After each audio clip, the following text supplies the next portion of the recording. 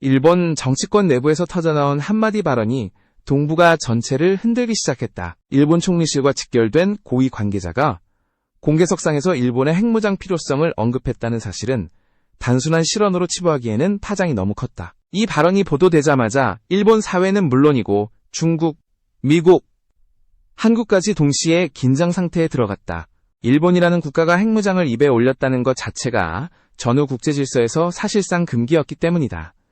일본은 세계에서 유일하게 실전 핵공격을 직접 경험한 나라다. 히로시마와 나가사키의 기억은 일본 사회에 깊숙이 각인되어 있으며 그 상처를 기반으로 일본은 전후 스스로를 비핵 국가로 규정해왔다. 1967년 천명된 일본의 비핵 3원칙은 만들지 않는다, 보유하지 않는다, 반입하지 않는다는 세 가지 문장으로 요약된다. 이 원칙은 단순한 선언이 아니라 일본이 국제사회에서 신뢰를 유지하는 핵심 정치적 자산이었다. 그런데 바로 이 비핵 원칙을 정면에서 뒤흔드는 발언이 총리실 내부에서 나왔다는 점이 문제의 핵심이다.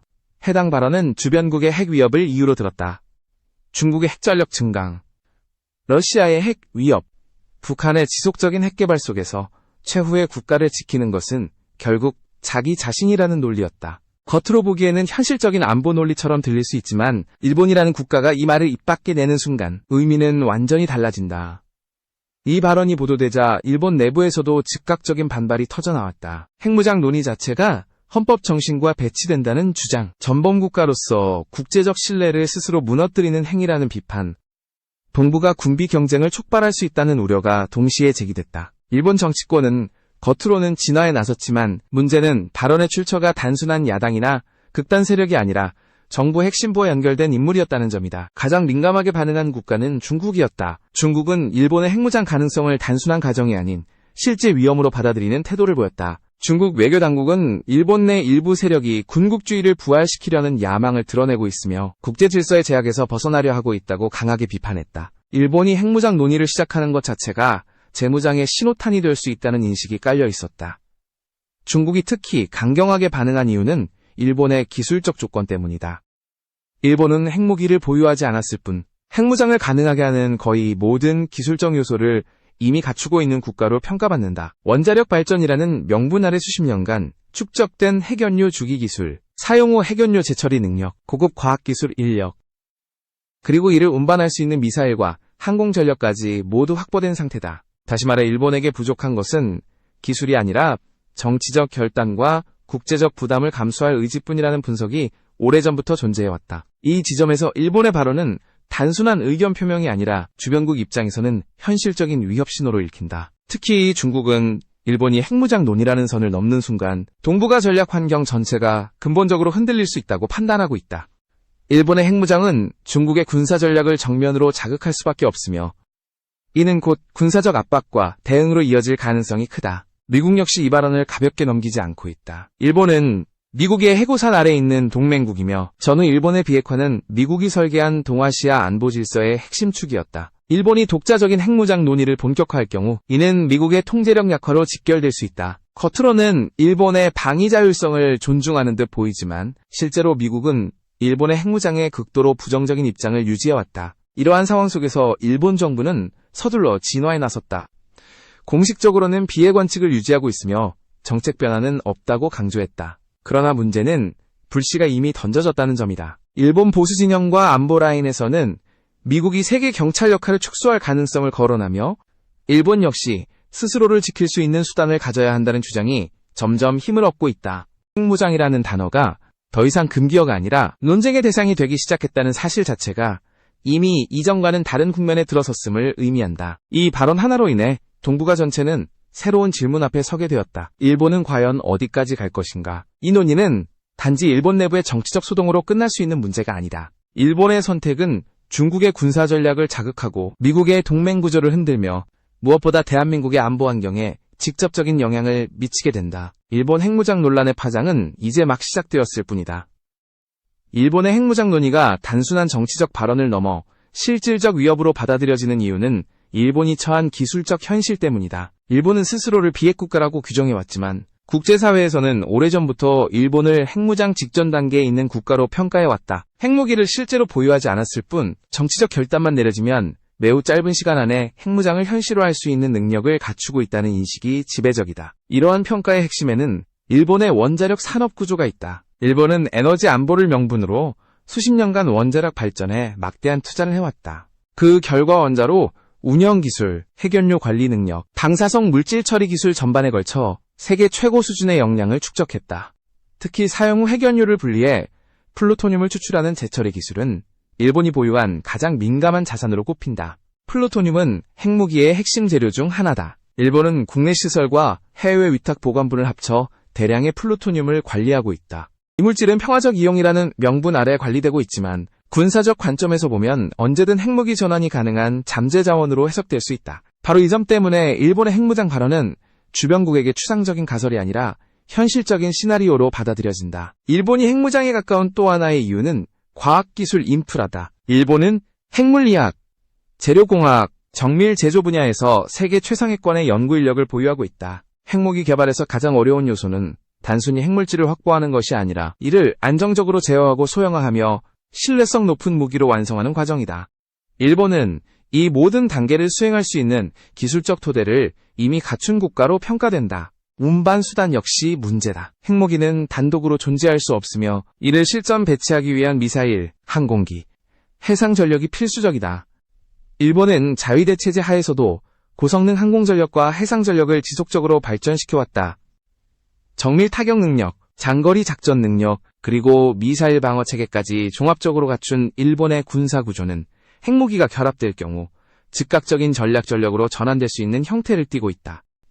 이 때문에 국제사회에서는 일본을 핵무장 잠재국으로 분류해왔다. 핵무장을 실제로 선언하지 않았을 뿐 기술적 준비 상태만 놓고 보면 이미 임계점을 넘어섰다는 평가도 존재한다. 이러한 인식은 중국과 러시아는 물론이고 미국 내에서도 공유되고 있다. 일본의 핵무장은 단순히 일본 한 나라의 문제가 아니라 동아시아 전체의 핵 질서를 재편할 수 있는 사건이기 때문이다. 일본이 지금까지 핵무장의 문턱을 넘지 않았던 가장 큰 이유는 국제적 부담이었다. 전범국가라는 역사적 배경, 주변 국가의 외교 관계, 그리고 미국과의 동맹 구조가 일본의 선택을 제약해왔다.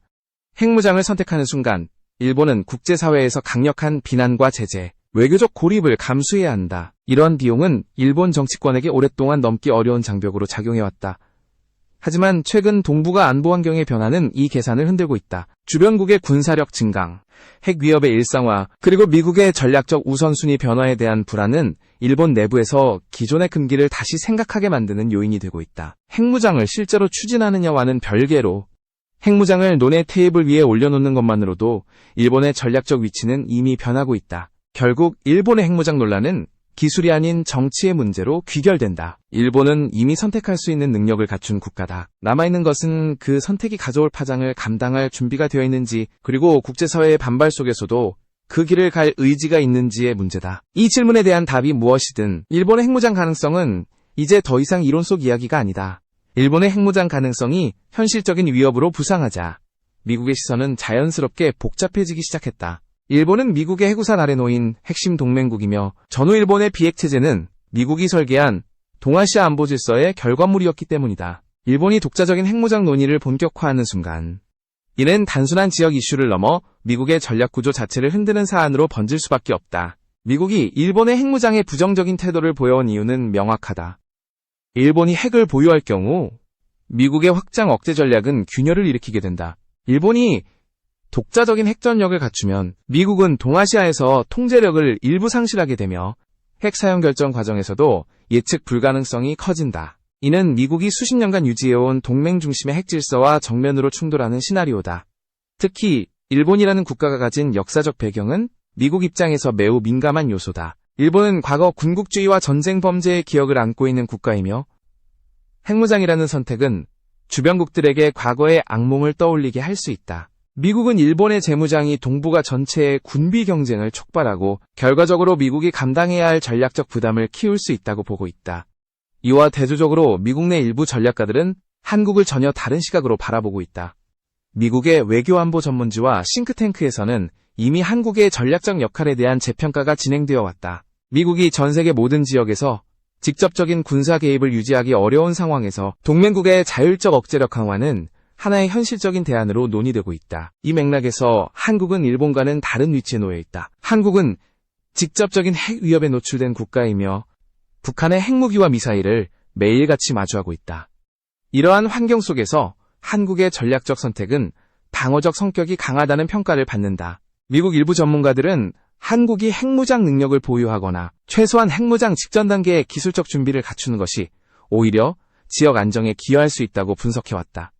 중요한 차이는 신뢰의 문제다. 미국은 일본이 핵을 보유할 경우 발생할 수 있는 정치적 파장을 우려하는 반면 한국의 경우에는 위협 환경과 목적이 비교적 명확하다고 보고 있다. 일본의 핵무장은 선택의 문제지만 한국의 핵 논의는 생존과 직결된 문제로 인식되는 경향이 있다.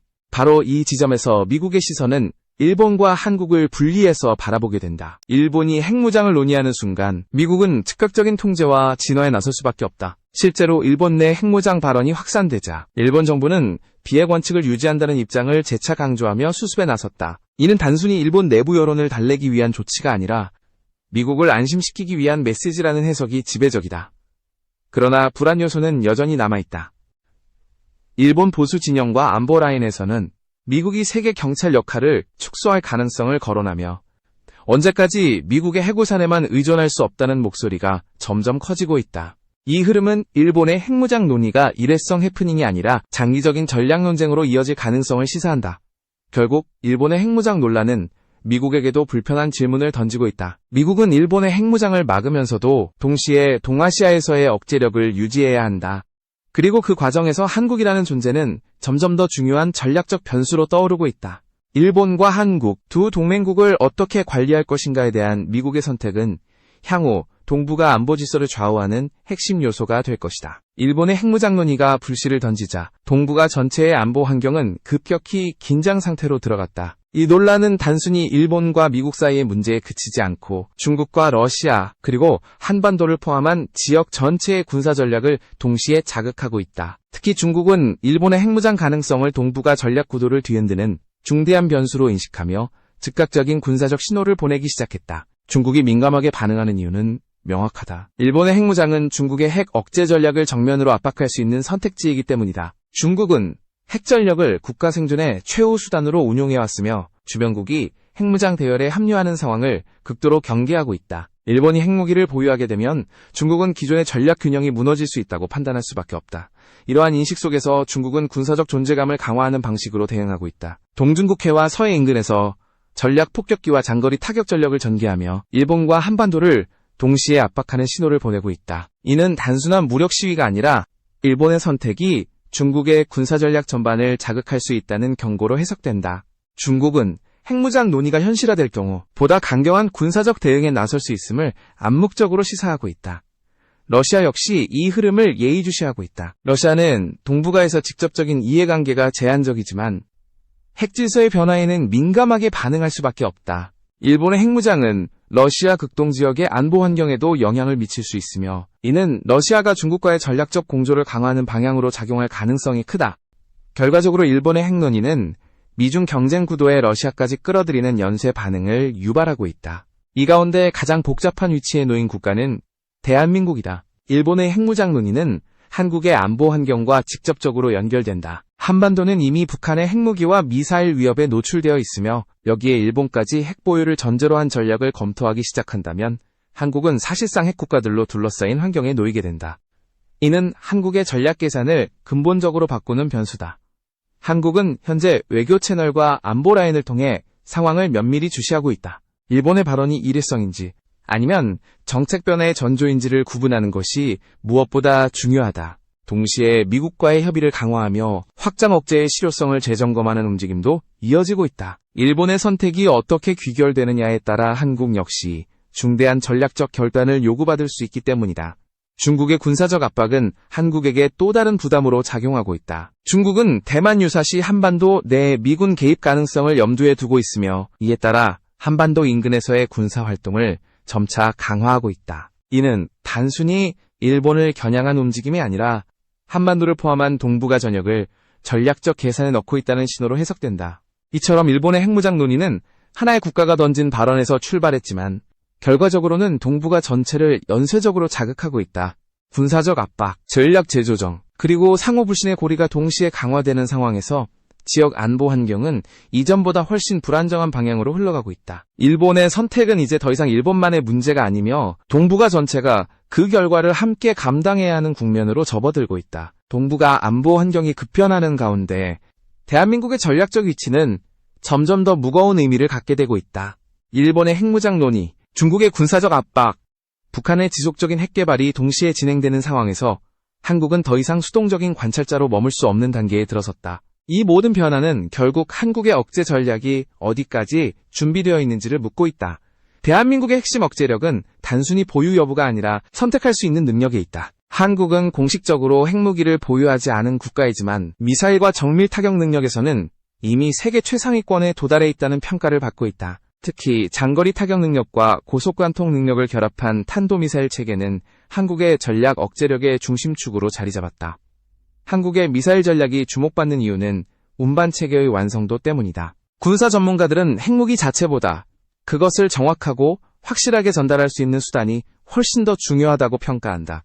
이 관점에서 보면 한국은 이미 매우 높은 단계에 도달해 있다. 고정 표적은 물론이고 지하 깊숙이 숨겨진 시설까지 타격할 수 있는 능력은 주변국들에게 강력한 경고로 작용한다. 특히 주목되는 점은 한국의 해상 기반 억제력이다. 해상 플랫폼은 생존성과 은밀성을 동시에 확보할 수 있는 수단으로 평가받는다. 한국 해군은 수중 작전 능력과 미사일 운용 기술을 지속적으로 발전시켜왔으며 이는 전략적 유연성을 크게 높이는 요소로 작용하고 있다. 이러한 능력은 단순한 방어를 넘어 잠재적 공격자에게 계산하기 어려운 변수로 인식된다. 중국과 일본이 동시에 한국의 전략 능력을 예의주시하는 이유도 여기에 있다. 한국의 억제력은 특정 국가를 겨냥한 것이 아니라 어떤 상황에서도 국가 생존을 보장하기 위한 다층적 구조로 설계되어 있다. 하지만 주변국 입장에서는 이 능력이 언제든 전략 균형을 바꿀 수 있는 요소로 작용할 수 있다. 바로 이 점이 한국을 동북아 안보의 핵심 변수로 만드는 요인이다.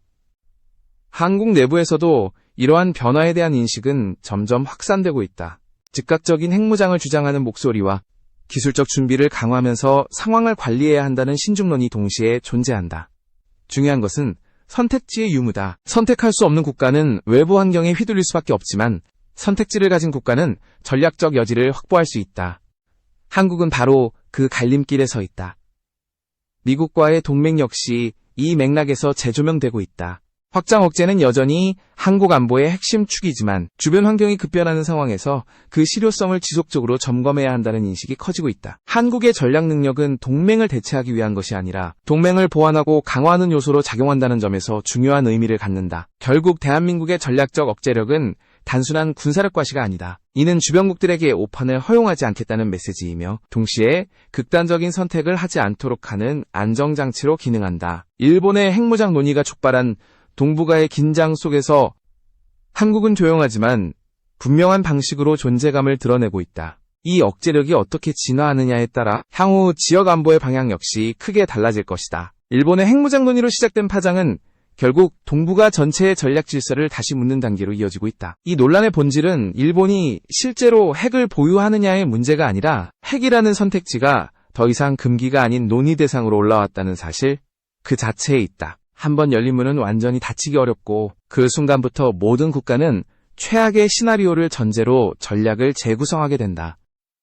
동북아는 이미 핵을 중심으로 한 다층적 억제 구조 속에 놓여 있다. 북한은 핵을 실전 전력으로 선언했고 중국은 핵 전력을 국가 생존의 핵심 수단으로 유지하고 있으며 미국은 확장 억제를 통해 동맹국들을 묶어두고 있다. 여기에 일본의 핵무장 가능성이라는 변수가 더해지는 순간 기존의 균형은 더 복잡하고 불안정한 형태로 바뀔 수밖에 없다. 일본이 실제로 핵무장을 선택하지 않더라도 핵무장 논의 자체는 주변국의 전략 계산을 변화시킨다.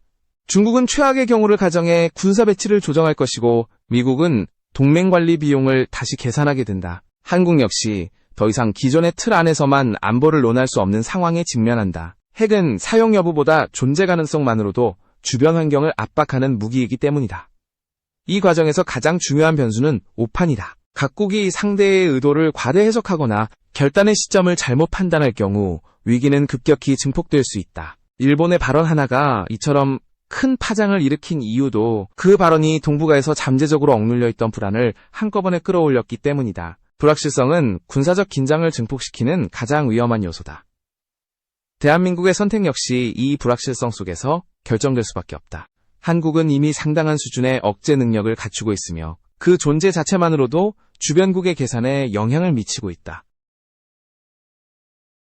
중요한 것은 극단적인 선택이 아니라 정확한 억제력은 전쟁을 부르는 것이 아니라 오히려 전쟁을 피하게 만드는 역할을 한다. 일본의 핵무장 논란은 결국 하나의 질문으로 수렴된다. 동북아는 앞으로 어디로 향할 것인가? 군비 경쟁과 상호 불신이 심화되는 방향인지 아니면 각국이 억제와 균형 속에서 긴장을 관리하는 방향인지의 갈림길에 서 있다. 이 질문에 대한 답은 단기간에 나오지 않을 것이다. 그러나 분명한 점은 과거처럼 안보 문제를 미루거나 외면할 수 있는 시대는 이미 지나갔다는 사실이다. 지금 동북아는 조용하지만 매우 빠르게 움직이고 있다. 공식 선언보다 더 중요한 것은 각국의 준비 수준과 전략적 사고의 변화다. 일본의 한마디 발언은 그 변화를 수면 위로 끌어올렸을 뿐이다. 앞으로의 선택과 대응이 이 지역을 안정으로 이끌지 아니면 더 큰 긴장으로 밀어넣을지는 지금 이 순간에도 결정되고 있다. 동북아의 미래는 더 이상 추상적인 논쟁이 아니라 현실적인 전략의 문제로 우리 앞에 놓여